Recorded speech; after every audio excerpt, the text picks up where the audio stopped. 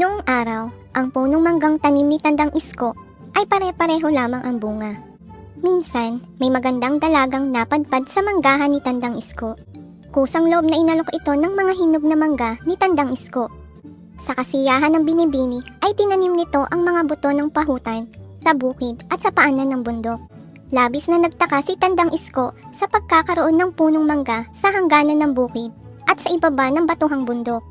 Balak sanang putulin ng matanda ang dalawang puno, subalit sa tuwing siya ay lumalapit, waring may bumubulong. "Wag po, wag mo akong patayin."